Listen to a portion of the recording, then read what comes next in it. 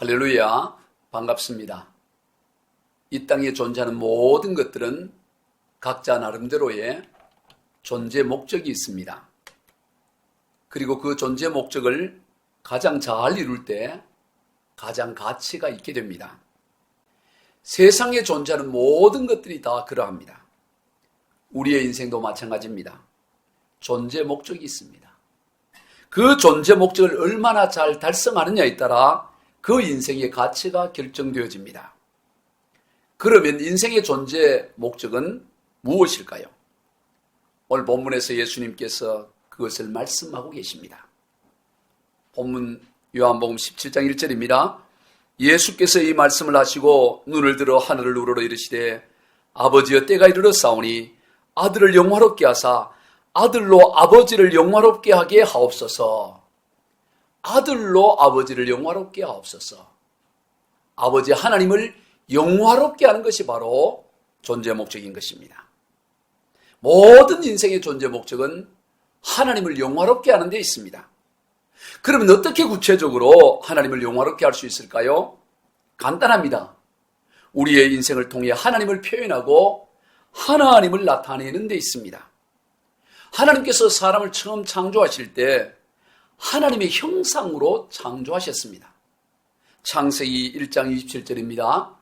하나님이 자기 형상 곧 하나님의 형상대로 사람을 창조하시되 남자와 여자를 창조하시고, 사람은 하나님의 형상입니다. 하나님의 형상이라는 말은 하나님을 보여주고 하나님을 표현하는 존재라는 뜻입니다. 모든 인간의 존재 목적이 여기에 있습니다. 그런데 처음 사람 아담과 하와는 죄로 말미암아 그 존재 목적을 이루는데 실패를 했습니다.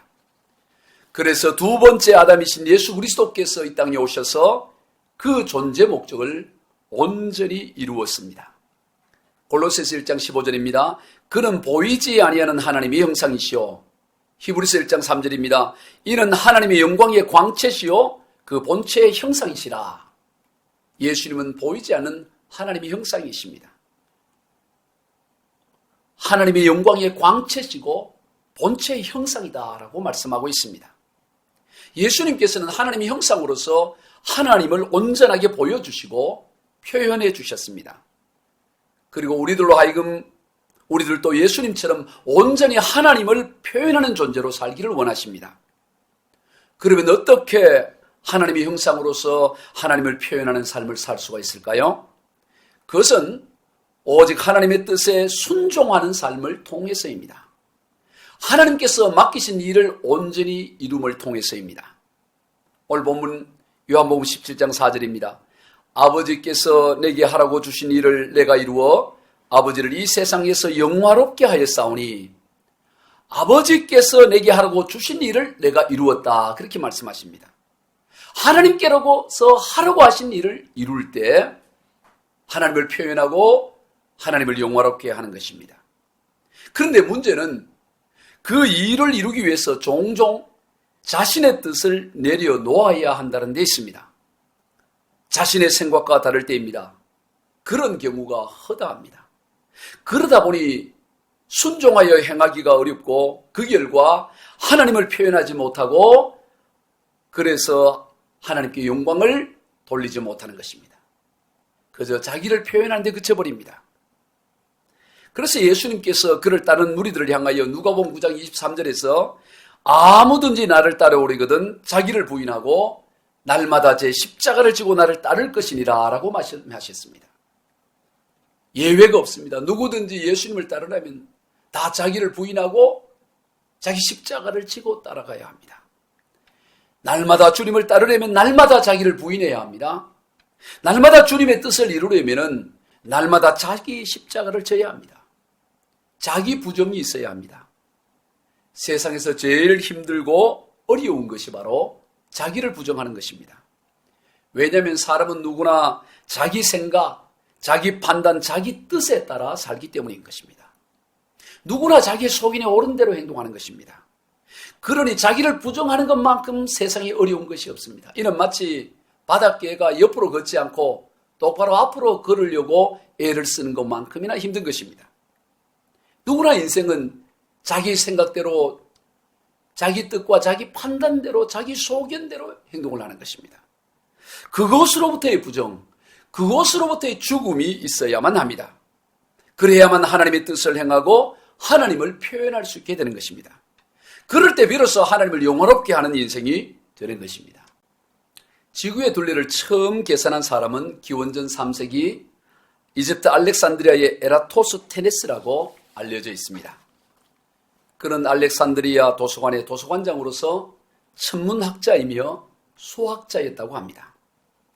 그는 이집트 남쪽 변방인 시에네 지방에서 정오의 지표면에 수직으로 꽂은 막대기의 그림자가 드리워지지 않는 것을 알게 되었습니다. 그런데 알렉산드리아에서는 막대기의 그림자를 동일한 시간에 살펴보았더니 그림자가 드러워지는 것입니다. 지구가 평평하다면 나올 수 없는 일이라고 판단한 에라토스테네스는 지구의 표면이 공면일 것이라고 추측을 했습니다. 그림자 길이의 차이로 따져보니 알렉산드리아와 시에네는 지구 표면을 따라 7도 정도 떨어져 있었습니다. 지구 전체 둘레가 360도이므로 7도는 전체 50분의 1 정도에 해당됩니다. 그래서 에라토스테네스는 한 노예로 하여금 시에네까지 걸어가게 한 다음 그 거리를 보폭으로 재도록 했습니다.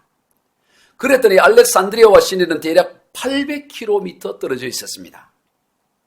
800km는 여기에 50배를 해야 되니까 약 4만 킬로가 되는 것입니다. 이것이 바로 에라토스테네스가 계산한 지구의 둘레였습니다. 현대 과학으로도 실제 지구의 둘레는 적도를 따라 재면 약 4만 75km 정도 된다고 합니다.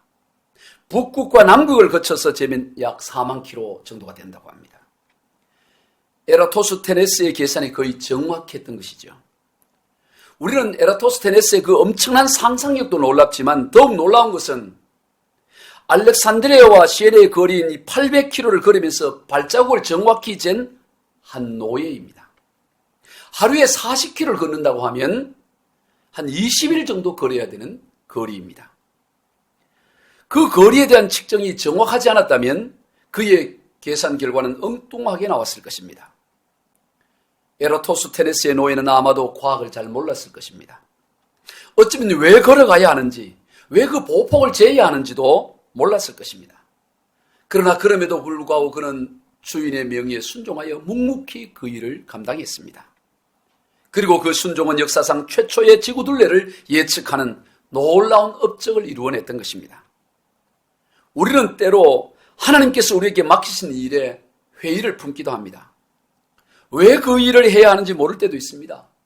피곤하고 지칠 때도 있습니다. 그러나 묵묵히 순종하여 나아갈 때 하나님의 뜻과 섭리가 우리를 통해 이루어지는 것을 보게 되는 것입니다. 그러므로 하나님의 뜻을 이루어감에 있어서 우리가 나타내야 될 반응은 순종입니다. 절대 순종입니다. 때로는 정말 피하고 싶은 일일지라도 순종함으로 나갈 때 비로소 하나님의 뜻을 우리가 이루고 그 일을 통해 하나님께 영광을 돌리는 삶을 살게 되는 것입니다. 오늘 본문에서 예수님이 그러했습니다. 예수님은 완전한 하나님이셨지만 또한 완전한 인간이셨습니다. 인간이 겪는 모든 육신의 고통을 고스란히 겪으셨습니다. 그러니 십자가의 죽음이 결코 간단하지 않습니다. 극한 고통입니다. 십자가형은 인류가 만든 사형제도 가운데서도 가장 고통스럽게 죽이는 잔혹한 형벌입니다. 십자가형을 당하는 사람의 주된 사인은 질식사라고 합니다. 못 박힌 양쪽의 팔이 시간이 지나면서 중력으로 말미암아 몸이 처져지면서 결국 양쪽 어깨가 탈골이 되어집니다. 탈골도 고통스럽지만 팔이 고정되어 있어서 가슴을 압박하게 되고 그래서 숨을 쉬기가 어렵게 되는 것입니다. 때문에 사형수는 본능적으로 몸을 올려서 숨을 내쉬려고 하는데 이때 몸을 세우려고 못으로 고정된 그 발목에 힘을 줘야 하니까 더 큰 고통이 또 있게 되는 것입니다. 연구에 따르면 십자가형을 당하는 그 수용자들의 그 상황에서 약 1000번 정도 기절과 깨기를 반복한다고 합니다. 그렇게 반복하다가 지치면 더 이상 숨을 쉴 수 없게 되고 결국 질식해서 죽음에 이르게 되는 거죠. 금방 죽지를 않습니다. 서서히 고통을 다 당하다가 죽게 되는 것입니다. 말로 다 할 수 없는 고통입니다. 육신의 고통도 고통이지만 사람들의 조롱과 비웃음이 있습니다. 근본 하나님이신 예수님께서 당할 일이 결코 못 됩니다. 그래서 예수님께서도 마태복음 26장 39절에서 내 아버지여 만일 할 만하시거든 이 잔을 내게서 지나가게 하옵소서라고 기도했던 것을 보게 됩니다. 인간 예수님의 모습이지요. 충분히 이해가 갑니다. 예수님도 할 수만 있으면 하나님께서 고난의 잔을 거두어 주시기를 원했습니다. 그러나 그것이 전부가 아닙니다. 그 다음이 있습니다.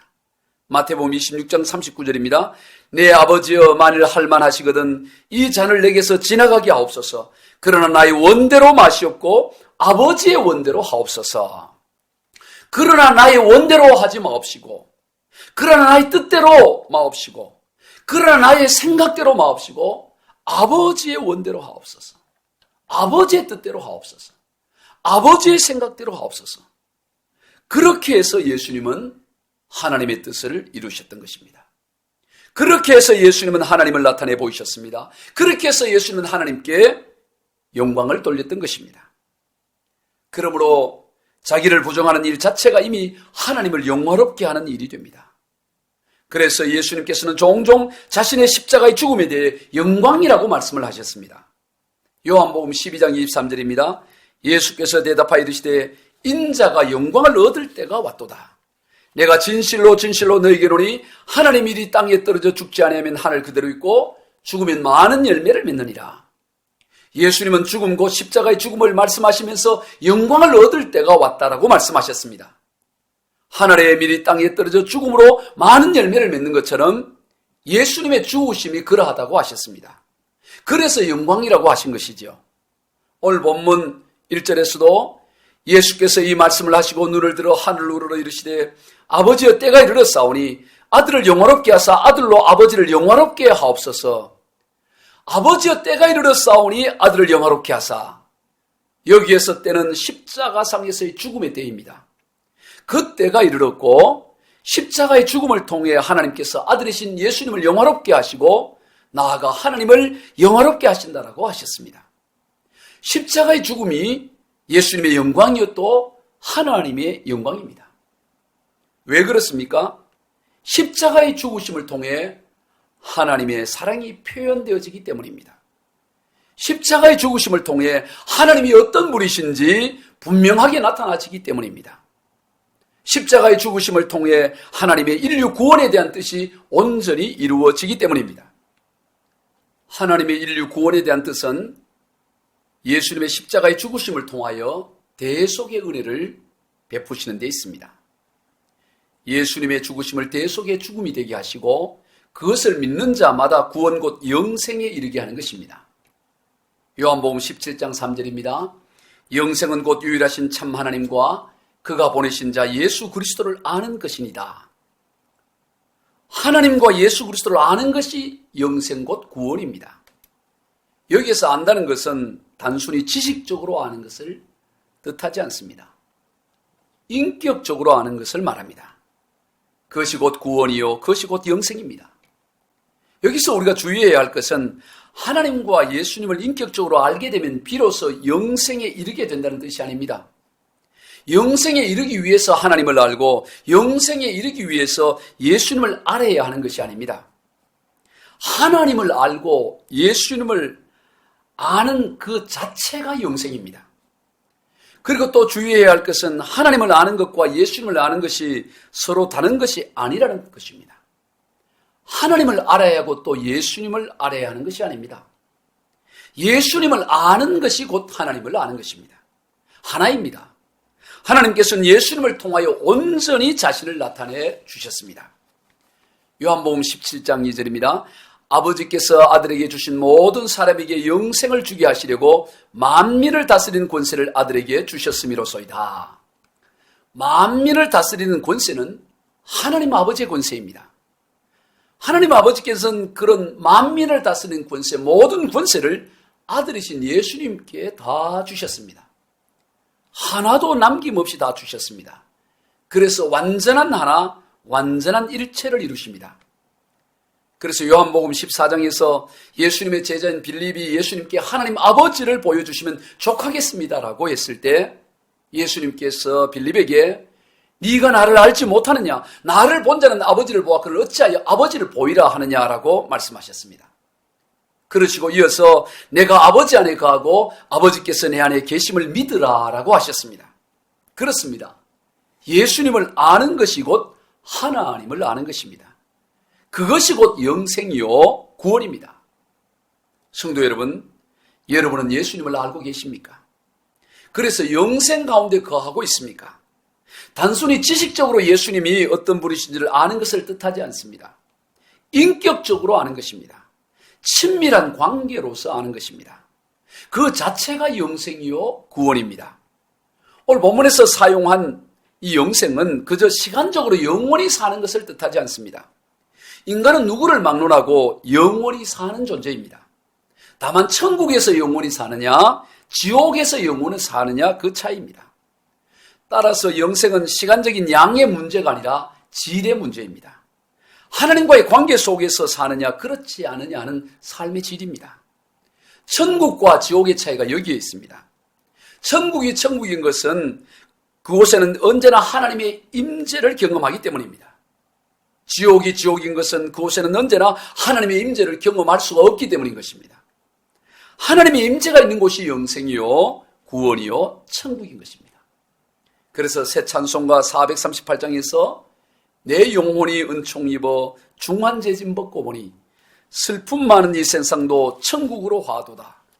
할렐루야 찬양하세 내 모든 죄 사함받고 주 예수와 동행하니 그 어디나 하늘나라. 높은 산이 거친들이 초막이나 궁궐이나 내 주 예수 모신 곳이 그 어디나 하늘나라. 높은 산이든 거친 들이든 초막이든 궁궐이든 내 주 예수 모신 곳이 그 어디나 하늘나라인 것입니다. 주 예수와 동행하니 그 어디나 하늘나라입니다. 그처럼 주님과 함께 동행하는 것, 주님과 함께 하는 것이 곧 구원이요 영생입니다. 그러한 인생은 주변 환경에 결코 좌우되지 않습니다. 환경을 뛰어넘습니다. 힘들다고 어렵다고 뒤돌아 물러서지 않습니다. 믿음으로 전진하는 것입니다. 히브리서 10장 38절과 39절입니다. 나의 의인은 믿음으로 말미암아 살리라. 또한 뒤로 물러가면 내 마음이 그를 기뻐하지 아니하리라 하셨느니라. 우리는 뒤로 물러가 멸망할 자가 아니요 오직 영혼을 구원하며 이르는 믿음을 가진 자니라. 우리는 뒤로 물러가 멸망할 자가 아닙니다. 뒤로 물러서지 않습니다. 앞으로 나아갑니다. 얼마나 멀리 나아가느냐는 그렇게 중요하지 않습니다. 중요한 것은 머물러 있거나 뒤로 물러서지 않는다는 것입니다. 끊임없이 앞으로 또 앞으로 나아간다는 것입니다. 구약 시대의 느헤미야와 같습니다. 느헤미야는 당시 바사 제국 곧 페르시아 제국의 황실에서 술 맡은 관으로 있었습니다. 그는 140여 년 전에 조국 이스라엘이 망해서 포로로 잡혀온 후손입니다. 왕의 술 맡은 관직은 왕이 가장 총애하는 사람만이 맡을 수 있는 자리입니다. 왜냐하면 전격들이 술에 독을 넣어 왕을 시해할 수가 있기 때문입니다. 술은 본래 독성이 있기 때문에 다른 독을 타기가 쉽습니다. 그만큼 느헤미야는 왕으로부터 인정받는 사람이었습니다. 세상적으로 부러울 것이 없는 흔히 말하는 성공한 인생이었습니다. 그런 그에게 어느 날 예루살렘을 다녀온 동생으로부터 예루살렘의 상황을 전해 듣게 됩니다. 성벽은 무너지고 성문은 불타고 사람이 살 곳이 못 된다는 소식이었습니다. 그 소식을 전해 들은 느헤미야는 큰 충격을 받게 됩니다. 금식까지 하며 수일 동안이나 슬퍼하며 하나님께 나아가 기도합니다. 그리고 무너진 예루살렘 성벽을 재건하는 일을 도모하지요. 그러는 데 있어서 많은 장애 요소들이 있었습니다. 이런저런 외부의 공격과 이런저런 내적인 갈등이 있었습니다. 심지어 대적들이 느헤미야가 스스로 이스라엘의 왕이 되려고 무너진 성벽을 재건하려고 한다는 그런 유언비어를 만들었습니다. 즉 페르시아 황제에 대해서 역모를 일으킨다라고 그런 말을 지어내어 쓰는 것입니다. 사마리아에 총독이 있던 산발랏이 지어낸 소문이었습니다. 그 외에도 대적자들이 제사장을 돈으로 매수하여 느헤미야로 하여금 죄 가운데 빠지도록 하기 위해 공작을 펴는 일도 있었습니다. 그 외에 많은 일들이 그 장려 요소들이 있습니다. 그런데도 불구하고 느헤미야는 무너진 예루살렘 성벽을 재건하는 일을 포기하지 않았습니다. 중단하지 않았습니다. 결국 52일 만에 성벽 재건을 이루어냅니다. 어떻게 그럴 수 있었을까요? 그 원동력이 하나님께 있었기 때문입니다. 더 엄밀히 말하면 느헤미야와 함께 하신 하나님의 역사입니다. 느헤미야서 6장 15절로 16절입니다. 성벽 역사가 52일 만인 엘루월 25일에 끝나며 우리의 모든 대적과 주위에 있는 이방 족속들이 이를 듣고 다 두려워하여 크게 낙담하였으니 그들이 우리 하나님께서 이 역사를 이루신 것을 알미니라. 그들이 우리 하나님께서 이 역사를 이루신 줄 알았다. 그렇게 기록하고 있습니다. 대적들도 다 알 정도로 하나님과 함께하는 성벽 재건의 역사였던 것입니다.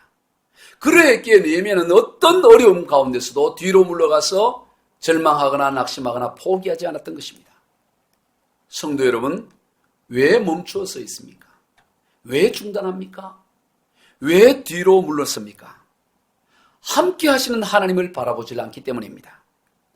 하나님이 일을 한다고 하면서도 실상은 자기 노력, 자기 힘으로 그래서 자기 일을 하기 때문인 것입니다. 여러분, 하나님의 일은 어떤 일일까요? 하나님께서 하신 일만이 하나님 일입니다. 우리는 그저 하나님께서 하시는 일에 통로요, 도구일 뿐인 것입니다. 그러한 인생은 어떤 경우에도 좌절하거나 낭망하지 않습니다. 오뚜기처럼 일어섭니다. 그리고 앞으로 나아갑니다. 그리고 결국 맡겨진 사명을 이루어내는 것입니다. 그것이 얼마나 큰가 적은가는 중요하지 않습니다. 하나님께서 인간을 흙으로 창조하셨습니다. 여러분, 흙의 특징이 무엇일까요? 그것은 바로 절대 순종하는 데 있습니다. 흙은 자기를 드러내지 않습니다. 무엇을 심든지 심은 그대로 싹을 내고 열매를 냅니다.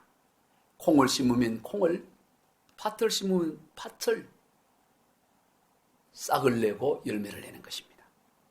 보리를 심으면 보리를, 벼를 심으면 벼의 싹과 열매를 내는 것입니다. 콩을 심었으면 콩을 내는 것으로 충분합니다. 콩을 심었는데 콩보다 훨씬 큰 수박을 내려고 할 필요도 없고 그렇지도 않는 것입니다. 주어진 목만 감당하는 것이죠. 또 우리가 마치 계주 경기를 하는 것과 같습니다. 주어진 거리까지만 열심히 가면 돼요. 그것이 사명자의 자세입니다. 그러는 데 있어서 때로는 왜 그 길을 가야 하는지 그 이유를 정확히 모를 수도 있습니다. 그럼에도 불구하고 신실하신 하나님을 믿는 믿음으로 주어진 길을 가는 것입니다. 뒤돌아서지 않습니다. 묵묵히 주어진 길을 걸어갑니다. 왜냐하면 하나님은 실수하지 않으시기 때문입니다. 왜냐하면 하나님은 우리가 가는 길을 정확히 알고 계시기 때문입니다. 비록 우리는 그 길을 알지 못할지라도 우리와 함께 하시는 하나님은 정확히 알고 계시기 때문에 우리는 신실하신 하나님을 바라보며 묵묵히 그 길을 걸어가는 것입니다. 내가 걷는 이 길이 혹 굽어도는 수가 있어도 내 심장이 울렁이고 가슴 아파도 내 마음속으로 여전히 기뻐하는 까닭은 하나님은 실수하지 않으심일세. 내가 세운 계획이 혹 빗나갈지 모르며 나의 희망 덧없이 쓰러질 수 있지만 나 여전히 인도하시는 주님을 신뢰하는 까닭은 주께서 내가 가야 할 길을 잘 아심일세. 우리 주님께서 우리가 가야 할 길을 잘 알고 계십니다. 사랑하는 성도 여러분, 주님께서 우리와 함께 하십니다. 그것이 곧 영생이요, 그것이 곧 구원입니다. 우리 모두 주님과 동행하며 어떤 어려운 가운데서도 뒤돌아서지 않고 신실하신 하나님을 믿으며 묵묵히 주어진 사명을 다 감당하시는 복된 삶이 다 되시길 주 예수 그리스도 이름으로 축원을 드립니다.